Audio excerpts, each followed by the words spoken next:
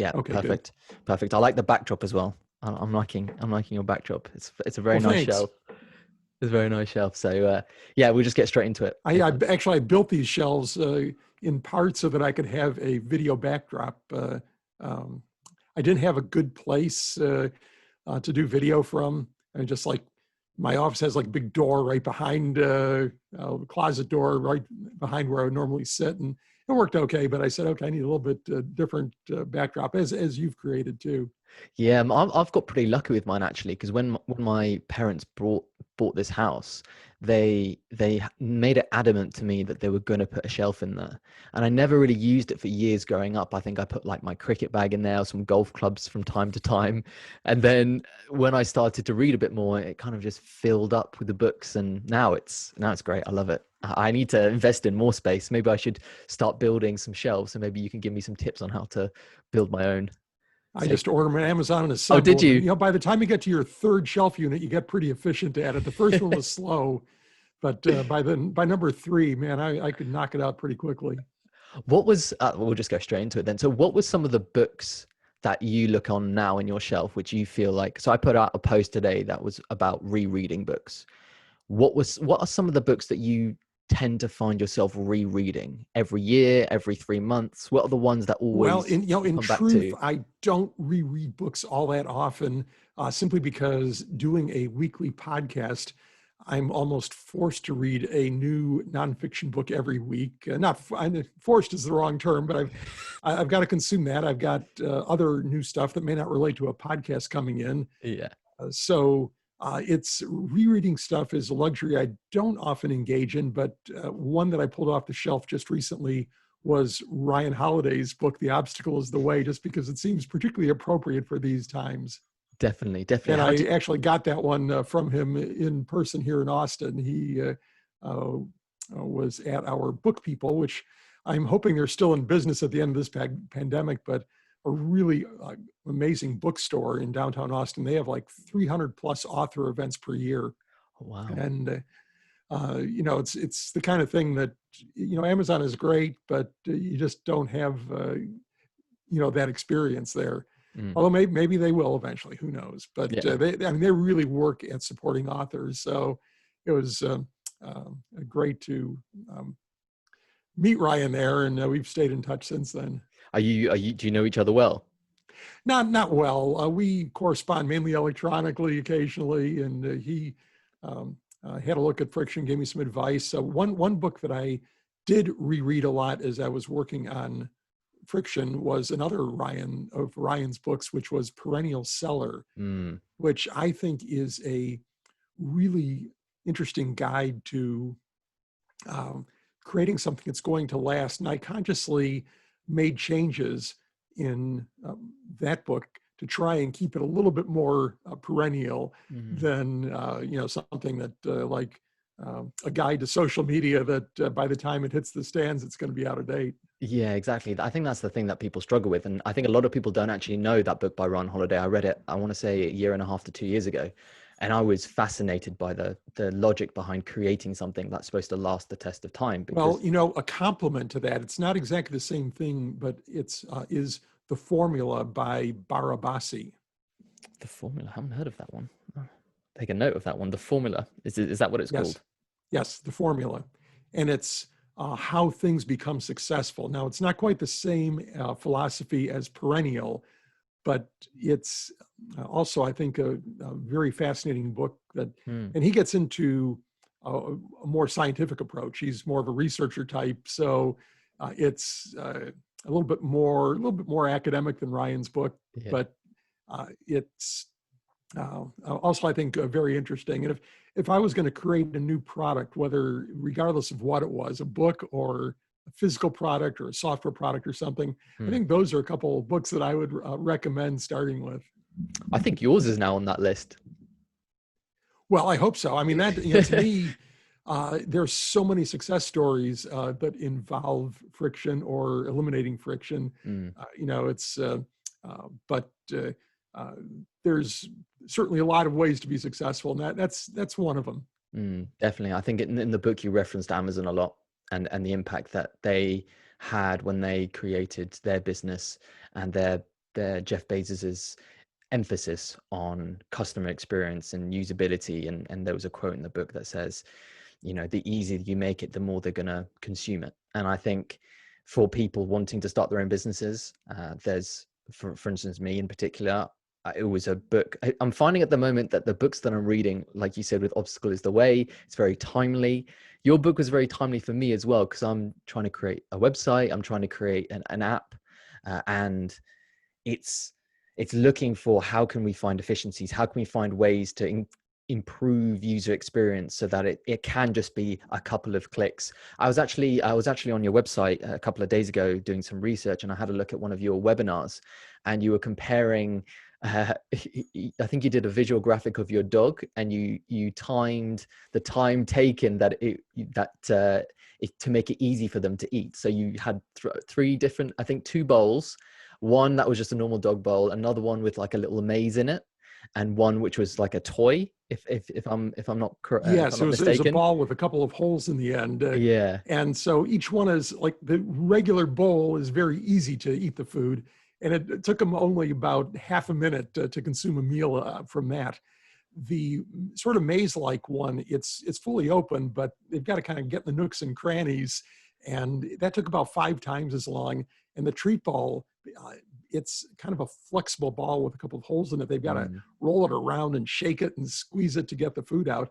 That took about 10 minutes. So, 20 times more effort. But the point of that little exercise was to show that his motivation for food is so high that he ate 100% every time. And if I would have made it double the difficulty again, you would probably still be motivated enough. I'm not sure how difficult I'd have to make it before he said, wow, this is too much work. Yeah. But unfortunately, people don't generally work that way. It's very unlikely that they're going to be motivated by whatever you want them to do enough to put up with any wasted effort at all. Definitely. The one question that did come to mind, and you're an expert in this field, so I'd like to get your take on this, is if someone is starting out, if there is a new business out there and they are lacking for instance, if they're bootstrapping and they're not getting outside investment, where do they just look for ways to reduce friction throughout their business? What happens if they're lacking capital or they don't have the resource available? Do they just put out a minimal viable product and just iterate as it goes along? Or do you delay it until there is frictionless user experience? Where is that balance?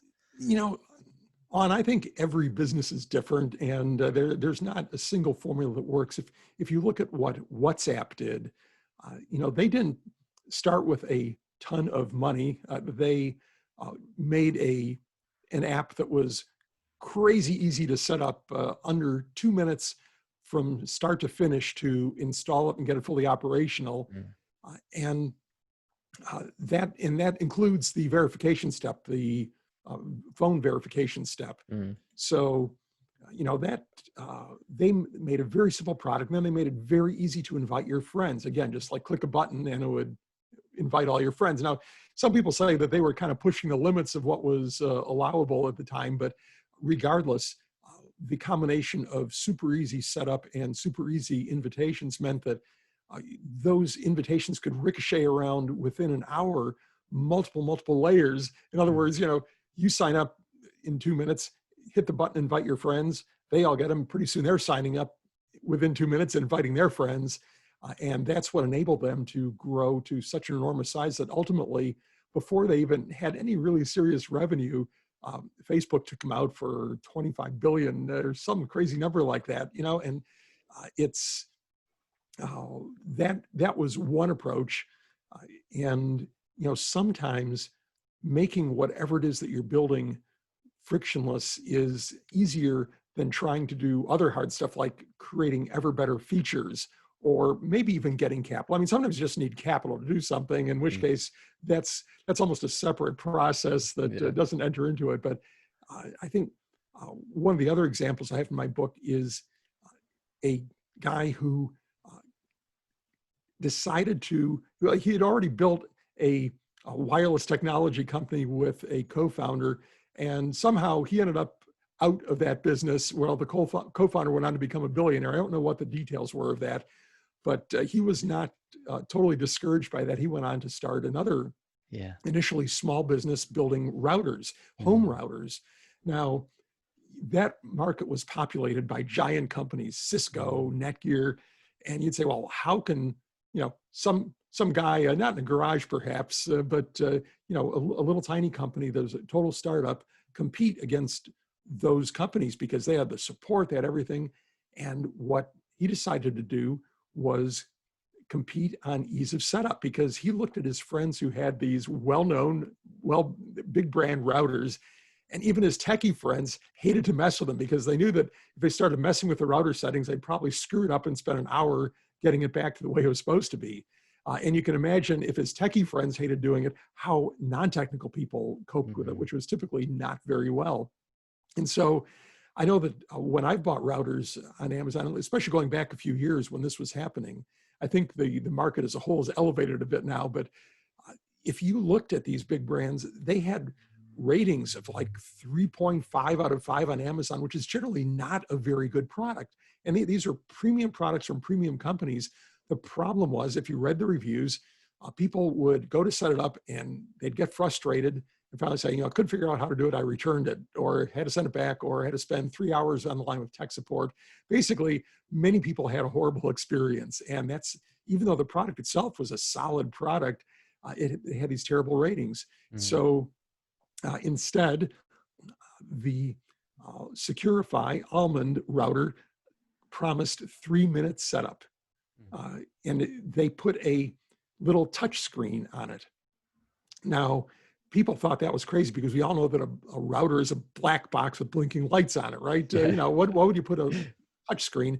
But the sort of insight was that touchscreens has gotten really cheap because they were being put on cell phones. Even really cheap cell phones now have color touchscreens. And by doing that, you would not have to begin by using your computer connecting to an IP address, which a lot of people out there aren't really too sure what an IP address is, connecting to the IP address of your router so that you can configure it. And the typical configuration screen, and I've done these unfortunately many times myself, you've got like 6 tabs and there's all these weird settings with alphabet soup type of designations. Do you want to use this kind of security, that kind of security? And basically I said, okay, we're going to put this little touch screen there, and you're going to be able to push that screen a few times, and you'll be set up and ready to go. And it really worked. And they started getting all these 5-star ratings. And that alone created sort of a feedback loop, a virtuous cycle, if you will, on Amazon. And they were selling through Amazon because they couldn't get into the big retailers. They couldn't do that. But again, Amazon, it also makes it really easy, not just to buy stuff, but also to sell stuff. And they pretty soon, they were selling thousands and thousands of routers. And within a year or two, I think it sold something like 250,000 routers, which is a really staggering growth. But it was all driven by the fact that their product was much easier to use and to set up than their competitors. I think that was a valid point as well. I remember reading that story because the backdrop to that story was he had his friend and they traveled to China or Hong Kong, was it, if I'm not mistaken, and then he ended up doing something else and he had to travel back and forth and was struggling with that idea to set it up. And actually, I think that was probably the Buffer story. The founders of Buffer ran into, I mean, they created a really easy to use product for social sharing, which was like way easier than Hootsuite. Now, Hootsuite is a great tool. It's a real power tool for serious users. I mean, if you're a social media manager, possibly with a team of people and so on, you want to be using perhaps something like Hootsuite, and particularly at that time, that was the best tool out there. But they said, okay, a lot of people don't necessarily need all of that functionality. They'd like something that's really easy to set up and they can get going and start sharing within, a matter of 30 minutes or immediately, as opposed to spending, a few hours learning the software and configuring it and so on, and then debugging it.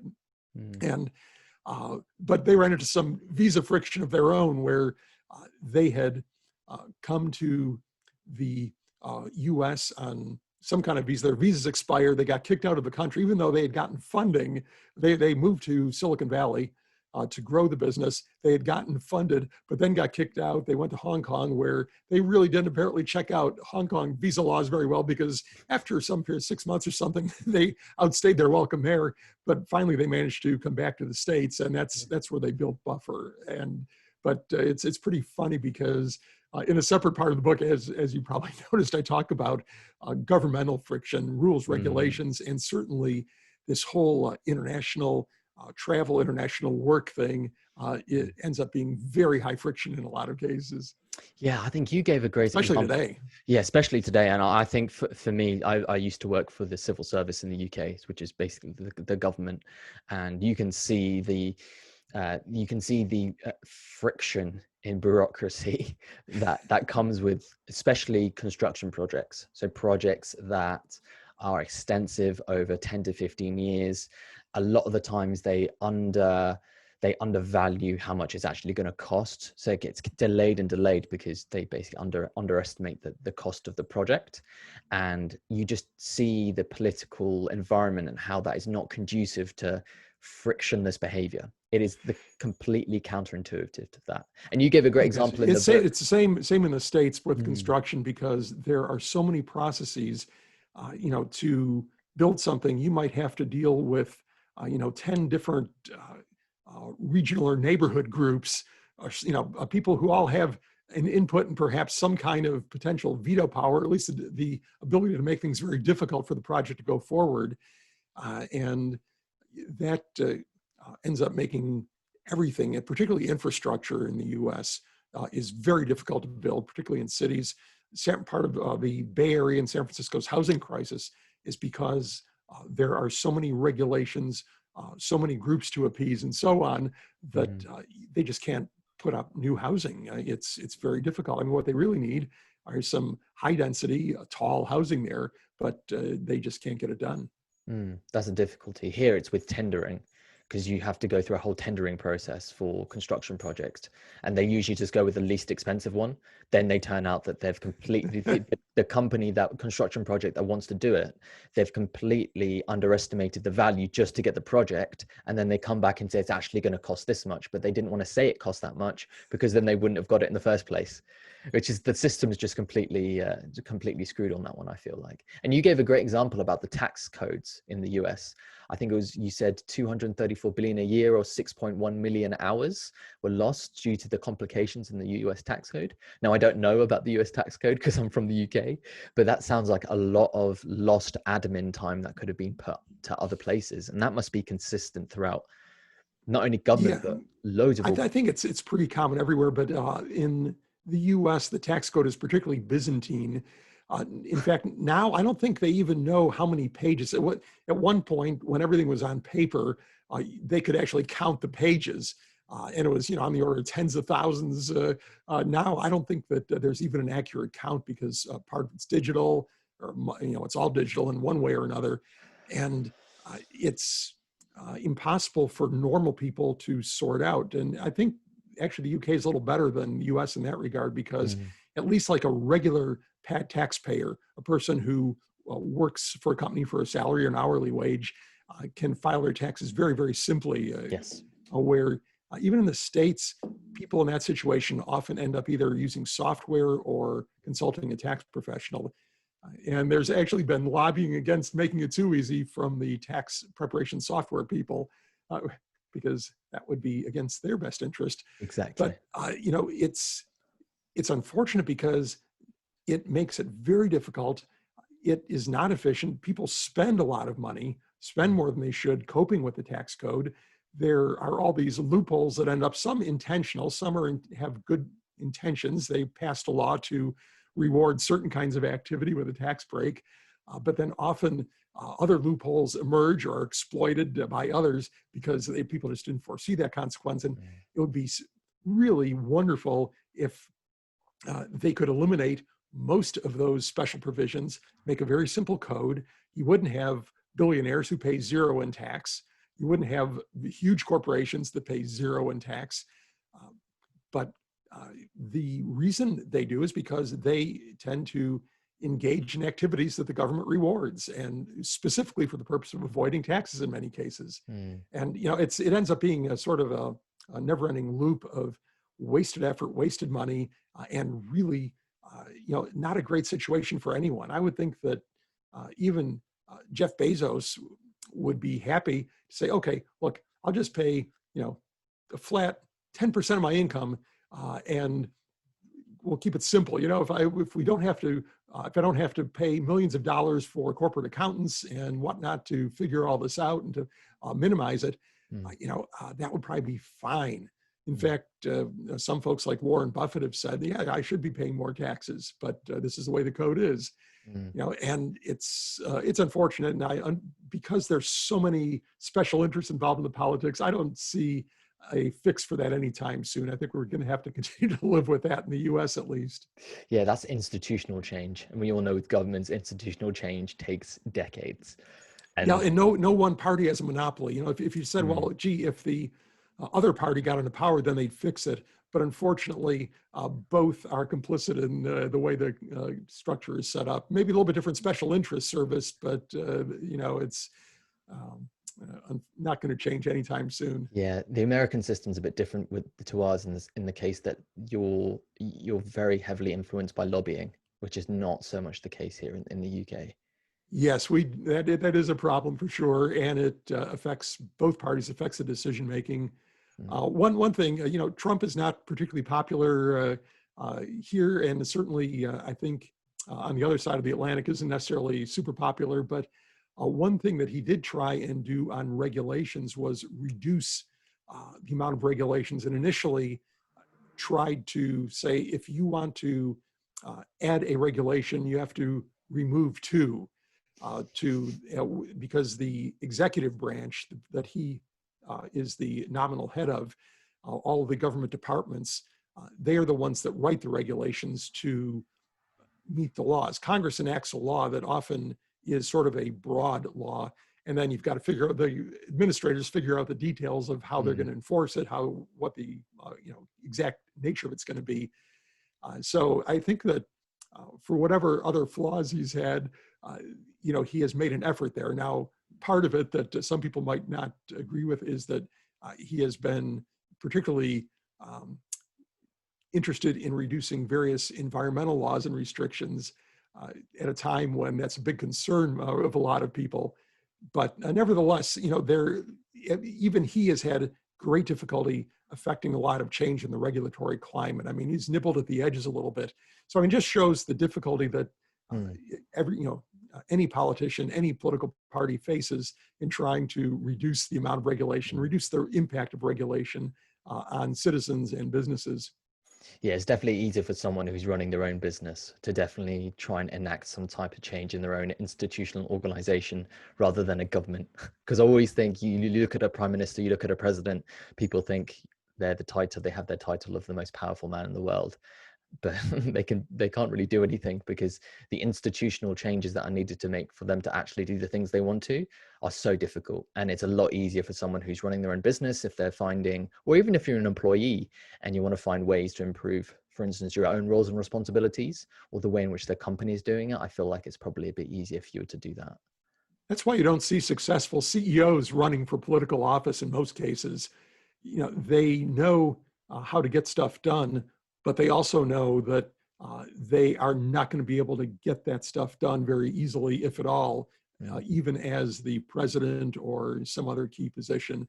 Probably in the US, at least the governor's office has been one place where you've seen a few business people be successful at affecting change, but because they are an chief executive in their state, sort of like a president of the state, if you will, but often have cooperative legislatures in their state, so they can both change laws at the same time that they're changing the way those laws are implemented. And so there have been a few that have been somewhat successful in that respect.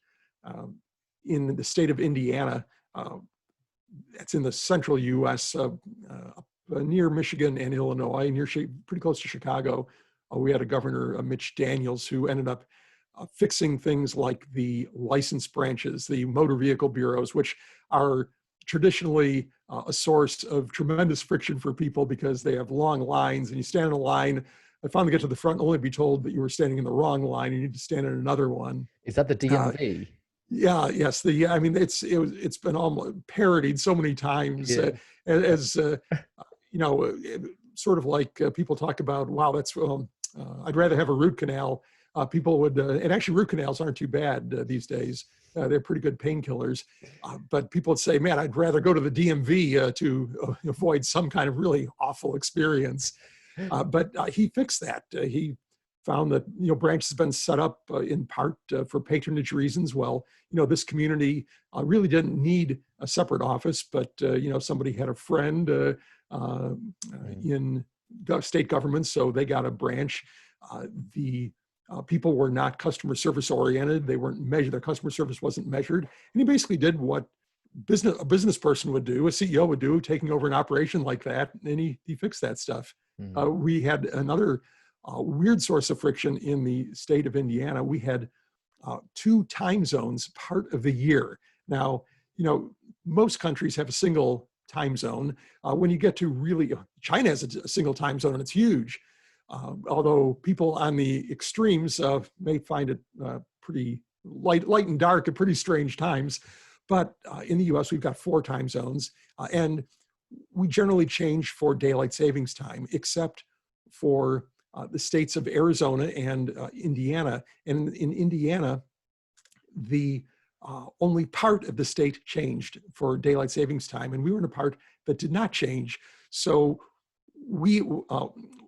I was doing business pretty much on a national basis. We had suppliers around the country. We had people flying in to visit us occasionally from around the country and such. People were perennially totally confused as to what time it was in Indiana. They would show up for meetings an hour earlier, an hour late. So I thought you were on Chicago time. No, we're on New York time now. We didn't change. And it just created so many problems for people. The flights were crazy. The airlines would publish flight schedules. And now you would think that their computers would be able to take into account the fact that this airport does not change times. But inevitably, when you got about 3 weeks out from your flight, you got all these time change notifications that somebody finally realized that, oh, hey, all these times are going to be different and incorrect. Yeah. And so your flights all changed.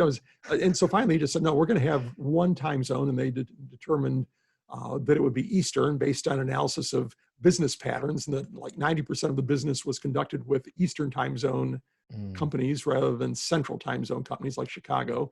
And they fixed it. But that kind of sort of bureaucratic streamlining is pretty rare in the US. I think that's rare in general though, because once that's fixed, people would, on the outside, like me, for instance, would say, well, that's self-evident. Why wouldn't you change that to start off with? But that's that institutional change we were talking about, where it's been there for so long and people are thinking, well, it's kind of the way it is. Let's just leave it. But well, he had huge pushback on all of those things. There were people who did not want to change the time. I mean, we've done it this way forever. There were people who did not want to close that license branch that nobody went to hardly. It was like, well, no, but that community needs that. And, so nothing is ever easy. Yeah, nothing's ever easy, especially when it's to do with government anyway. Who in the book you talk specifically about Amazon and their ability to one-click buy, and I think it was it your video I was watching, the fact that they patented the one-click buy, because I didn't know they actually patented. I didn't actually know that they patented that, and you said it was Barnes and Noble that sued them, or it was the other way around. They used it. Well, yeah, they got in a fight with Barnes and Noble because Barnes and Noble. Well, you see, it was 1998 that they patented one-click ordering, and I remember that at the time reading about it, and like many people, I said, "Hey, you can't patent that. That's too simple. It's too obvious. You click a button and you buy it. That's not patentable." Well, Barnes and Noble, who was their chief competitor, because at that point Amazon was mostly books. They implemented it and they got caught in a big legal fight with Amazon. And ultimately, after spending millions of dollars, Amazon prevailed and they retained the patent rights for one-click ordering. And the interesting thing was the only disadvantage they imposed on their competition was one tiny little click, just one little click. That was what they got for their money. And, you know, you'd say, well, why would you spend that much money just to save one click? And would probably, you know, 95% of the Fortune 500 CEOs would say, well, I'd spend millions of dollars to save one click for your customers. Nah, forget that. But it was worth it to Jeff Bezos, and it was worth it to Steve Jobs, because at that time they were about to launch their music store and they wanted one click.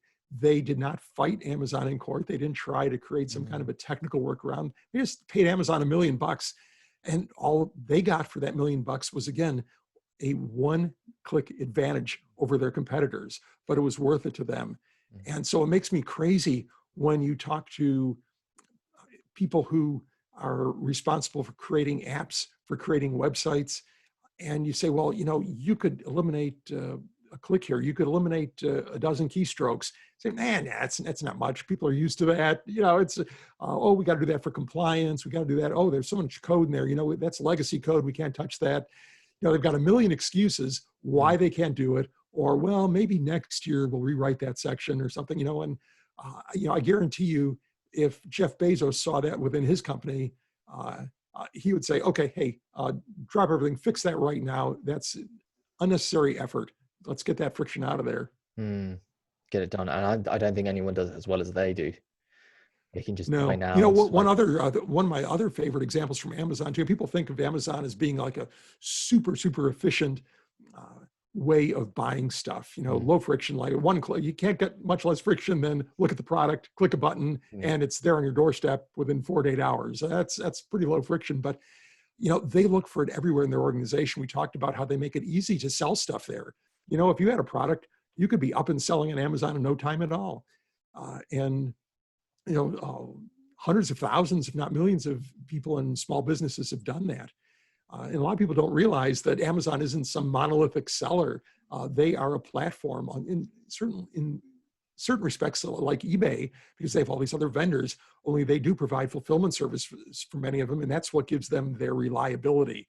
You know, that one click and it's going to be there in 48 hours. If somebody is shipping it themselves, they're not going to guarantee that. So, but something else that they did, and this was going back a dozen years or so ago, you know, those horrible blister packs, those plastic clamshells that you got to fight with with scissors or knives to get into because you can't rip them open. They're hard plastic and they're sealed shut. You see this in retail stores a lot. And Amazon saw customers struggling with these things. People don't like them. You know, they're bad for the environment. You end up with all this plastic waste. They are dangerous. If you don't stab yourself with a scissors or knife, you're going to stab yourself on the sharp plastic shards. Yeah. And so they said, well, hey, you know, we don't really need that kind of packaging. So they came up with frustration-free packaging, which is a simple little cardboard box. You can open it with your bare hands. It's better for the environment, very minimal risk of personal injury. There's no power tools needed. And, you know, people like the packaging. In fact, now when you search at Amazon, frequently as one of the search criteria, one of the filter criteria that you can use in addition to like a price range or something is frustration-free packaging. People can actually choose, I only want to look at products packaged that way. So obviously that would not be there if it wasn't generating some extra sales that way. But here is the real kicker on, not only do people like the packaging better, they like the products better. There was a 73% reduction in negative feedback on the products that were packaged that way. So not only was the packaging better, the products themselves seemed better to the customers. So, you know, I mean, that's, again, a real win for friction. By making them easier to get into, it had benefits in multiple areas. I think packaging, I don't think anyone does it better than Apple.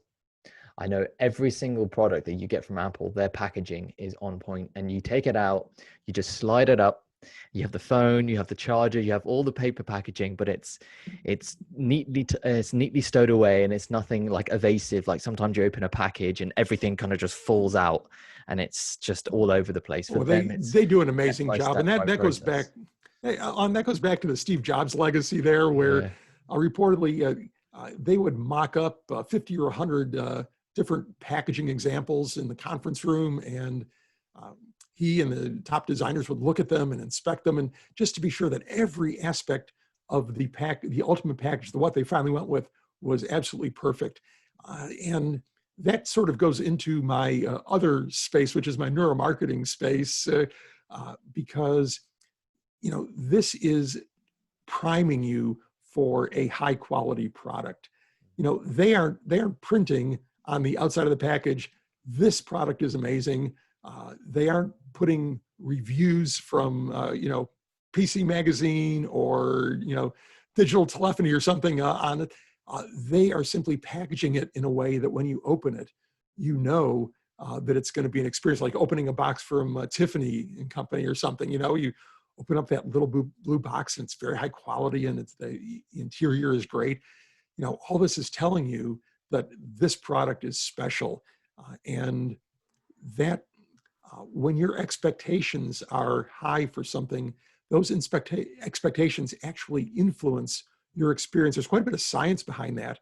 But one of the examples I like to cite, and I talk about in my earlier book, Brainfluence, is wine. And wine is a great topic for psychology experiments.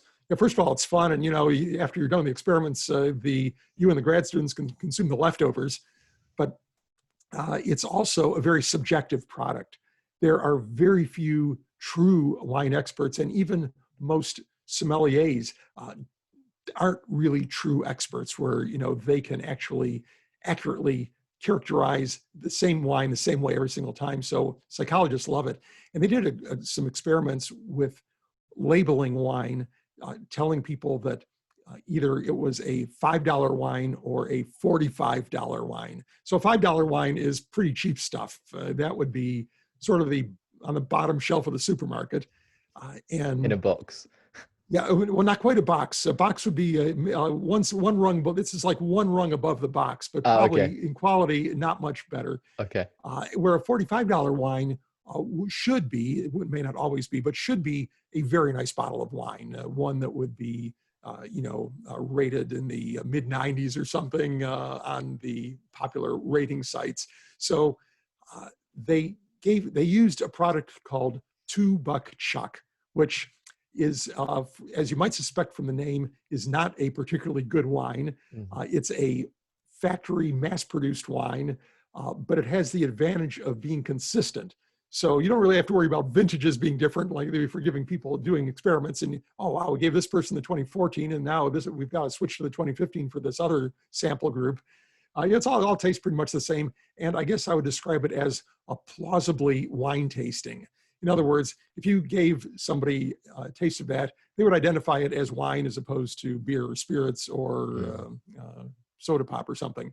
So they found that not only did people say that the $45 wine, which is all $2 Chuck, tasted better, when they put people in an fMRI machine so they could actually measure their brain activity, and they gave them tastes of each wine, which of course it was identical wine, simply presented differently. The people who had the expensive wine, their brains lit up more, their pleasure centers in their brain lit up more than those who had the cheap wine. So basically, the expectation of a better experience produced in their brain a better experience. So, when Apple or anybody creates really great packaging for something, they are setting you up, they're priming you for a great experience, and you will appreciate the product more. You will rate that product higher than had they, just shipped it in some relatively inexpensive styrofoam packaging, the way a lot of electronics are shipped. Yeah, I see that with water a lot. So sometimes see the way water's packaged and you think it's water, isn't it? It's not going to be, they say it's from some glacier somewhere in the Central Alps or whatever, but it's water at the end of the day. But then they put it in a nice glass bottle. They have it, they put a lot of time and effort into the design, the ergonomics of it. When you take it off, then there's a seal on it. It's not just a normal plastic bottle of water. And I saw an interesting article a couple of days ago about someone selling air, like fresh air. They would take the air from a mountain in France, and they would go to like Beijing, and you'd have these rich Chinese people wanting like fresh air in their apartments because Beijing's notorious for, I don't know if you've been yourself, but it's notorious for air pollution. And these people would pay hundreds of thousands of dollars for fresh air. And it's in a briefcase. It's in a really nice briefcase. You open the briefcase and he's got these canisters of air, and you think to yourself, who would buy that? But it's packaged in a certain way. It has a certain ambiance and feel to it that it's an experience. And I think when you're creating a product, and for me, this is what I really got out of your book, is if you're in the mindset of creating a product, it's not just the product itself, it's how it's marketed, the content that you produce around it. It's obviously the device itself, or the content, or the actual object, or what it is and its function. And it's the whole surrounding of it. So it's the packaging, it's the way in which it was delivered, and everything that comes together, the instructions. I never even thought about how valid the instruction was until I read that example that you did about the router. Because if it's not easy to set up now with Amazon and reviews, it doesn't take long for someone to put a bad review in for everyone to see it. And then all that time and effort you've gone into producing it just goes out the window. So it's the whole package for me. Absolutely. When I was reading, which is really interesting. And I think that's why I think the book is really valuable for anyone. And I think on a personal note, if you're trying to find frictionless opportunities in your own life, I know you talked about the BJ Fogg method, which I hadn't actually heard about before reading your book. And I was well aware of James Clear and his book. Can you just elaborate on the BJ Fogg method for those that don't know? Yes. BJ Fogg, he's at Stanford, and he pretty much originated the concept of behavior design. He started off with persuasive technology back in pretty much the earlier days of the latest few generations of digital technology. And since he's gotten away from using the term persuasion and now talks about behavior design, but he created something called the Fogg behavior model. And it's a very sort of simple, it's almost a thought model rather than something that you can plug hard numbers into and you've got a ton of quantitative data to back it up. He says you need 3 things to create or change your behavior. You need motivation. That means that the person has to either want to do the behavior, whatever it is, whether it's placing an order or exercising or something, or they want the result of doing the behavior. In other words, I don't want to diet, but I would want the result of dieting, which is to have nice lean abs. So you've got to have motivation. You've got to have what he originally called a trigger, and now he calls a prompt, which is basically something to get the ball rolling, something to initiate the behavior, like a reminder. It could be an email, a phone call. It could be an ad, a call to action on a website. And any of these things can be a trigger or a prompt. And then finally, you have to have ability. And that means, the person has to be able to do it at all. Like I'm motivated to own a Ferrari, but for most of my life, I was not able to afford one. So you've got to have basic ability, but more importantly than that, it's the difficulty of doing the behavior. It is the effort that's involved. And if something involves a lot of effort, people will do much less of that. And he says, much like, paraphrasing Jeff Bezos, I'm not sure who said it first, but that if you make things, he said, you shouldn't focus on motivating people to do stuff. In other words, you can always increase motivation. If you are an e-commerce company, you can drop your prices. You can offer free shipping if you don't normally offer free shipping. You can offer free next day shipping. You can do all these things that increase the customer's motivation. But those things typically cost money. You can, but if you make it easier to buy, much as Amazon did, and certainly many e-commerce companies, app creators, and so on have done, if you make it easier to do, then you'll also get more of that happening. And it's usually cheaper to make it easier than it is to try and increase your customer or whoever's motivation. That's what I focused on in Friction, was saying, okay, of the ways to get people to do behaviors, whether it is buying a product or forming a personal habit, the real key is making it easier, eliminating friction. And I didn't start off with that. I was looking at sort of the total picture. In fact, my first book, Brainfluence, really focused more on motivation, in particular non-conscious motivation. So for example, if you go to a booking website for travel, you will see, probably not doing that too much these days, at least we're not here in the United States, but Yeah. I recall from a few months back when I did do that, that you would see, if you were shopping for a hotel, you would see that there are only 3 rooms left at this price. That, 3 people are looking at this hotel right now. 45 people have booked rooms at this hotel in the last 48 hours. And all of these are non-conscious motivators based on Robert Cialdini's 6 originally, now 7 principles of influence. So you've got scarcity, where there's only 3 rooms left at this price. Now, do you believe that? There's been Yeah, I certainly, know. it's almost a dark pattern where some sites abuse that, and there are not really, it's false scarcity, not true scarcity. And if you talk to Robert Cialdini, he will tell you, please, do this in an ethical way. Yes, these are valid ways to influence behavior, but do it ethically and honestly. And I would second that. And BJ Fogg says that. And Nir Eyal, author of Hooked, who I think you probably know, has Yes.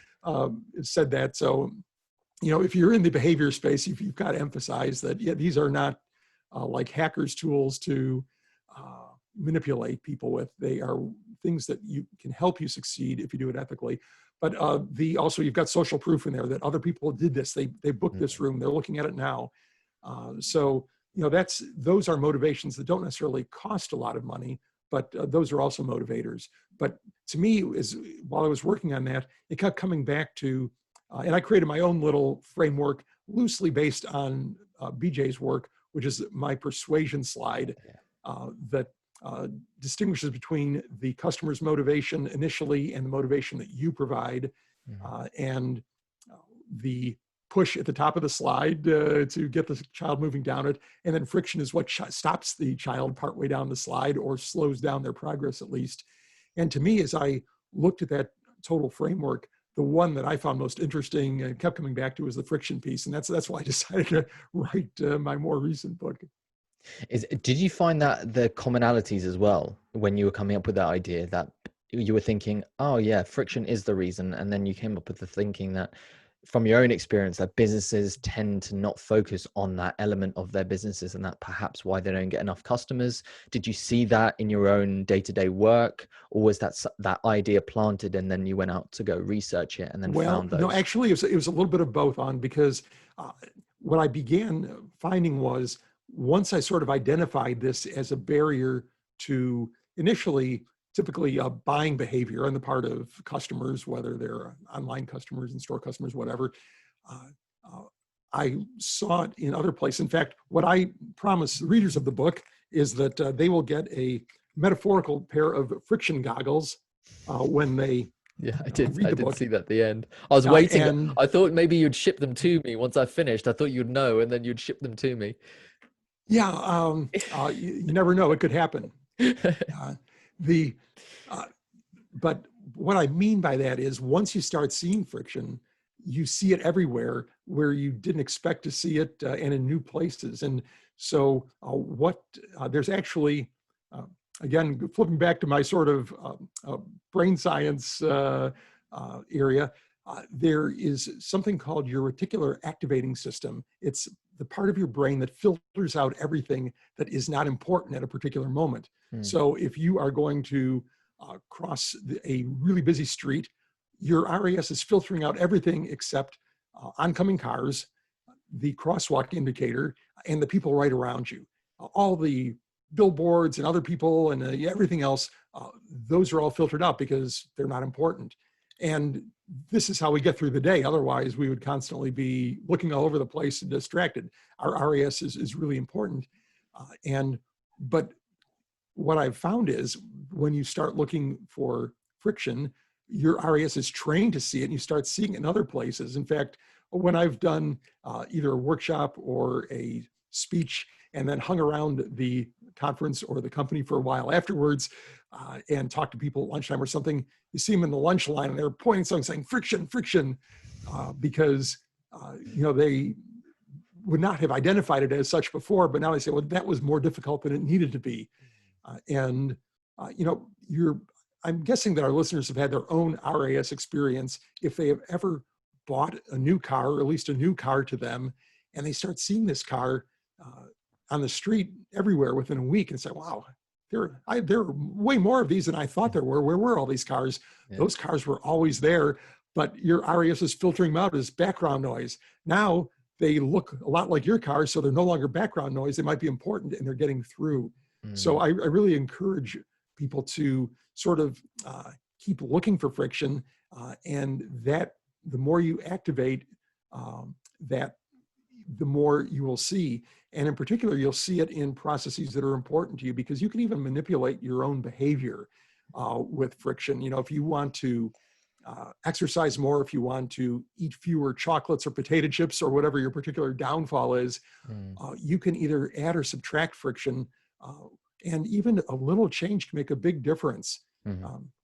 A friend of mine who's a researcher at Yale went into Google's New York City office, and they, at least when they had all their people in the office, had free food for everybody, which is really one of the great benefits for working for one of these companies. You know, like anytime you want food or coffee, you can go in and get great food and coffee, all the snacks you want, because it keeps you in the office for longer. You don't have to leave to go to lunch, but it's anyway, it's a great benefit. But people were eating a lot of the wrong stuff, as you can imagine. You know, if you give people free candy, people are going to eat a lot of candy, because it really sort of lights up your brain.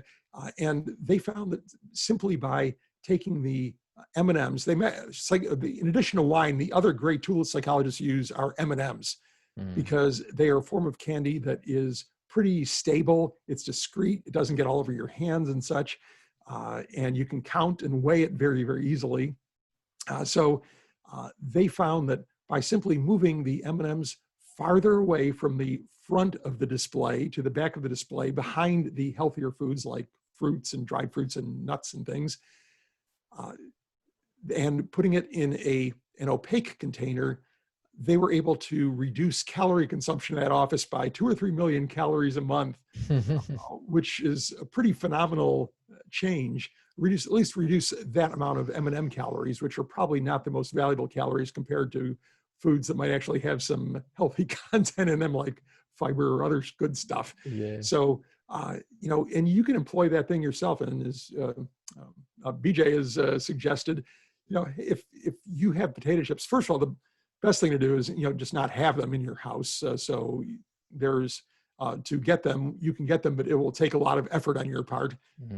But if you do have them in your house, put them on a high shelf, put them on a high shelf in a different room.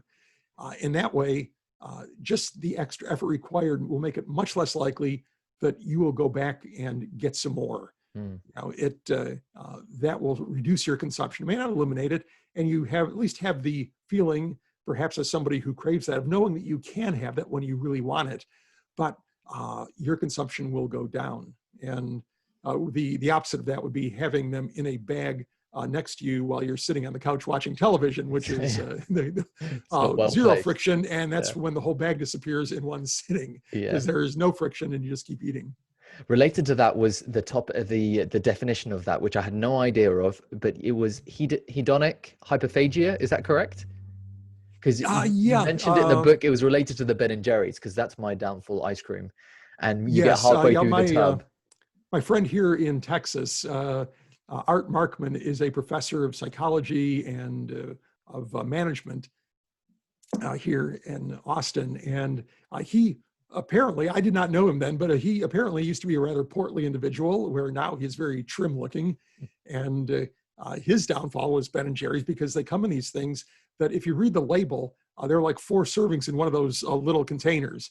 Now, my personal experience is that, you know, you start eating out of the container, you get to a certain point in the container and you realize there's not that much left in there. It almost seems like too little to put back in the refrigerator. Before you know it, the entire thing is gone. And the only solution for that for Art was to add the ultimate friction of saying, I'm not going to bring it home from the supermarket because, you know, if that is in my freezer near at hand, it's going I will consume it. But I know I can drive to the store and get it. And maybe a few times early on, he did drive to the store when he really had a craving for it. but by not having it in the house, he definitely reduced his consumption of Ben& Jerry's. Yeah, definitely. That's what James Clear talks about in his book, Environmental Design. Which is Yeah, he yeah, gave the example exactly. of he gave the example of himself, and he wanted to eat more apples, but then he moved it from the crisper onto the table, and having it in front of you, you're automatically more likely to eat it if it's right in front of you. I found that very helpful for me to exercise. I actually lay my clothes out the night before so that they're there. And I feel to myself, okay, they're there, I'm ready. And it primes your mind and your body to get into the process rather than just not being very prepared and leaving stuff out that you shouldn't really consume. And I think that's really important. Right. Yeah. Imagine if you, instead of pajamas, you slept in your running shorts and shirt. To not run, you would have to change out of those. It would be extra effort Mm. to change out of them. It would Oh, you got add me friction thinking. to not running. You got me thinking now, Roger. Should I sleep in clean running gear so that I can just get out and go? Just put on my shoes Yeah, and I mean, not only reduces the friction to start running, it adds friction to not running. So, I mean, yeah. that's sort of the ultimate friction hack for exercise. Maybe I just And sleep outside then. Maybe that's the next friction hack. I just sleep yeah, in outside your in a running tent, shoes. in my running shoes in a Right. tent, so then I can just go out straight. Don't have to even leave the house. Yeah, that's where I'm going to upgrade to. Definitely. I think you got me thinking now, Roger. How can I do that? So that's definitely what the book did, though. I definitely did think about ways that I could reduce friction, especially related to consumption. So I'm big at the moment. So I'm rereading Deep Work by Cal Newport. So I Yeah. think all these books for me are coming into my mindset of how can I reduce friction, not only with consumption of information, but also distraction, notifications, and just creating a better environment to be conducive for better work and just a more fulfilling routine, for instance. And I think your book definitely gives examples from the business side of it, which I think is very important for anyone wanting to create their own business, or if they're currently working for a business and they're looking for ways to improve not only their own role, but also the organization, but also from an individualist, I can't say that. Got my tongue tied. From a personal point of view when it comes to improving their own life. I think it does it from both sides. Yeah. Before you know, mentioned, I'd add one thing on. yeah, People think that friction is kind of an obvious thing. In fact, I was speaking at a conference for sort of high-end entrepreneurs, if you will. In other words, people paid a lot of money, many thousands of dollars, to attend a weekend at this conference. So, you know, the organizer said, "Well, okay, I want to know what your best ideas are. We're doing a promo video," and I said, "Okay, we'll talk about friction." Said, no, they all know. Everybody knows about friction, and do something else. So it was his conference, so I did something else. But what I've found in real life is that there is constant friction everywhere. My friend in the UK, Peter Ramsey, who's a user experience expert, did something that just recently, I thought would be like sort of a punishment from, the seventh circle of hell. He set up accounts at 12 different banks and then conducted transactions like money transfers at all of those. And the differences he found between the brands was just startling. One bank took 5 times as many clicks as another to set it up. Another took several banks had the account ready to go in 2 working days. A few more had it in 3. One bank took 36 working days before the account was usable. I mean, this is insane. HSBC. And if everybody knew about friction, you would not see this. And particularly in banking, because banking and fintech is a space where the products are not that different. One bank generally cannot offer an account that has vastly different features or vastly better interest rates or something like that, because they're all operating in the same overall financial environment. So you would think that they would all focus on the best customer experience possible. And clearly some are, because some took great pains. And it's typically the sort of challenger banks, the fintech firms, the new companies, the startups that don't have all the legacy junk to deal with that the big banks do, or many big banks do. tend to be the ones that have lower friction experiences, but that's not universally true. There were a few big banking brands that clearly had invested in their customer experience and made things very easy for their customers and very fast. They had great apps, they had great websites, but others were just oblivious. And so there is still a lot of friction in the world, and anybody who thinks that this is territory that has been pretty much mined for all the gold there is incorrect. I think in every industry there is a lot, and some industries seem to be even adding more. Airlines have actually gotten higher friction over the years than lower because of their crazy fees, their requirements, their different seating. I mean, it's flying has become less pleasant and a much bigger hassle than it used to be. So there is plenty of room everywhere to eliminate friction. So if there is someone that's looking for it, I know in the book you give details for how someone can go about with their friction goggles. For someone who hasn't read the book but is looking to find ways to become more aware of friction in their life, what tools, what tips would you give to that individual to get their mindset in that space for friction goggles? Well, I think that digital experiences are a place where friction is easy enough to spot. You can visualize whether the process could be easier. Like when you find yourself trying to place an order and it takes you 3 tries to set up a password before it finally works because it meets their criteria.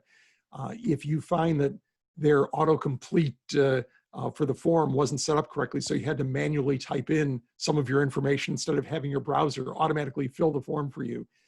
When you start noticing this stuff, you really start seeing it everywhere.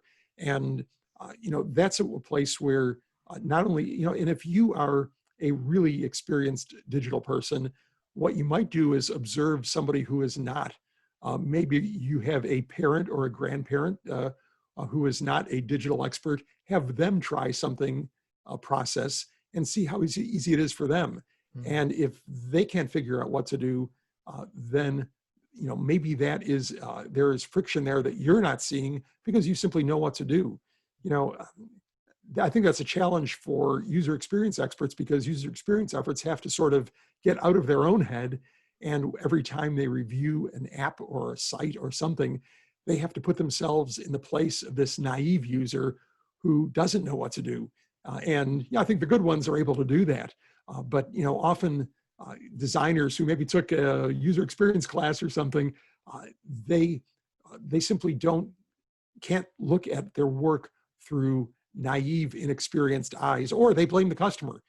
If one interesting little tool that I find is fun is click tracking software, and you can get this in some cases for free, maybe like not necessarily enterprise level, but you can do some free or very cheap click tracking tests. See what people are clicking on your app or your website. They'll form a heat map for you. Now, ideally, the heat map should show that people are clicking on your buy button or your more information or about us button, or things that you intend them to do. But I can almost guarantee that if you do that heat map, you'll find that people are clicking on something that you did not intend to be clickable. They're clicking on somebody's face. They're clicking on a square of information that you look at it, or your designer looks and says, well, obviously that's not clickable. If a bunch of people are clicking on it, it's not because they're stupid. And designers actually will say that, well, you can't fix stupid. Users are clicking on stuff that's obviously not clickable. I can't help those people. Well, you actually can help those people, by making it less clickable looking and ensuring that whatever you want them to do is even more obvious than it is. So it's really simple to get started. And I guarantee that once you start looking for it, you're going to find friction everywhere.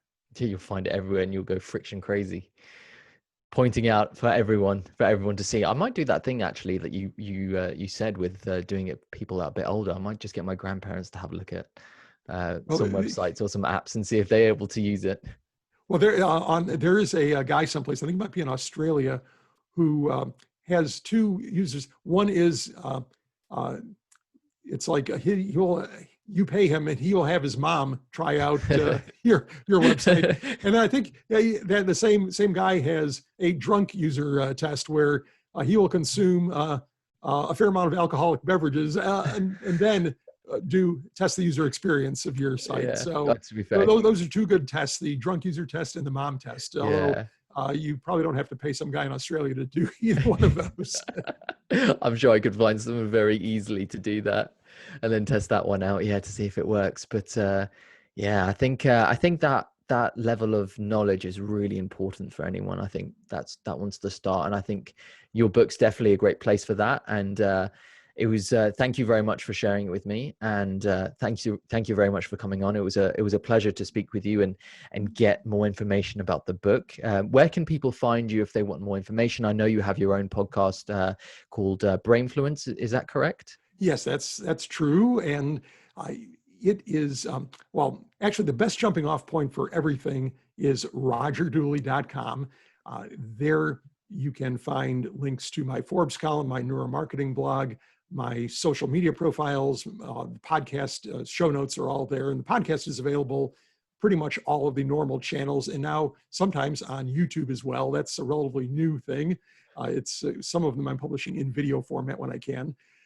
But rogerdooley.com is a great jumping off point. And on most of the major social media platforms, I am at Roger Dooley or simply Roger Dooley. Pretty easy to find. And I would like to thank you, not just for having me on, but for the work that you do in exposing people to business books and really doing the in-depth work needed to show how a particular book might be helpful to people. Yeah. You know, it's you put in the time and it shows. So I appreciate that.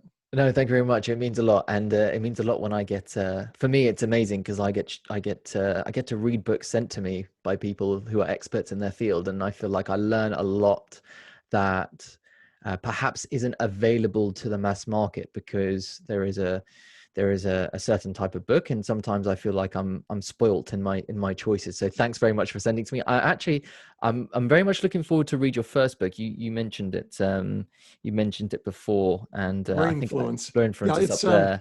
A little bit different book. It's a little bit more tactical, but it's the fundamental premise of that book is that a very large part, according to Gerald Zaltman of Harvard, 95% of our decision-making processes are non-conscious. And it's designed to help marketers use ways to access their customers non-conscious, hopefully not, again, in a manipulative way, but I cover a whole lot of territory in there from Cialdini's principles to cognitive biases and try and provide specific ways. So I have broken down by copywriting, by nonprofit marketing, and trying to show research-based ways to use these non-conscious appeals. And again, I think it's you can do this in a very good and positive way. It doesn't have to be manipulative, and I would never encourage folks to use something in a way that is bad for the customer. But when you do it right, much like Zig Ziglar, the probably greatest salesperson of all time and sales trainer of all time, says, when you can help get somebody to a better spot, then you aren't being manipulative. You are helping them get to that better spot. And if you get them to a spot that's not better, then you're manipulating them.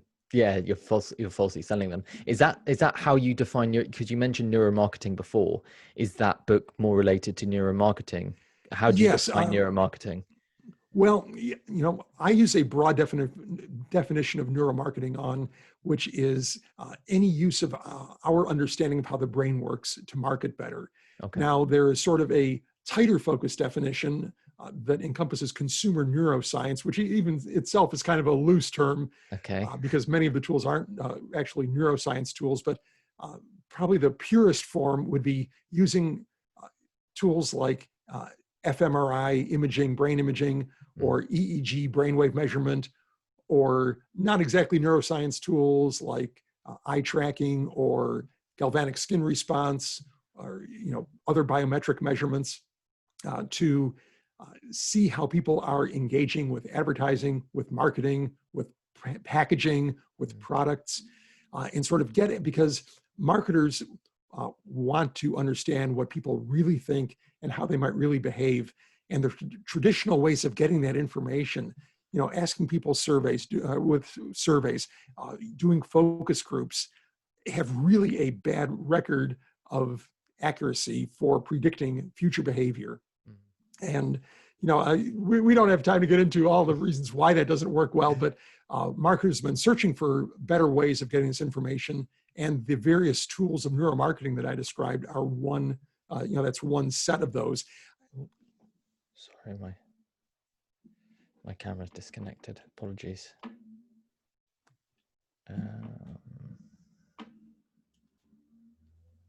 Sorry, continue, Roger. I can hear you. Okay. And I started off with sort of a hard neuroscience approach, and I was writing about using brain scans to predict ad success and so on. But what I found was those tools were out of the reach of most businesses, small businesses, medium businesses, and even big businesses. Big brands cannot use those tools on every question they have to answer. If they're going to do a Super Bowl commercial or a World Cup commercial, yes, okay, they can put a bunch of money into evaluating 3 versions of an ad, but that's not going to answer the everyday questions they have when they're doing print ads or direct mail pieces and such.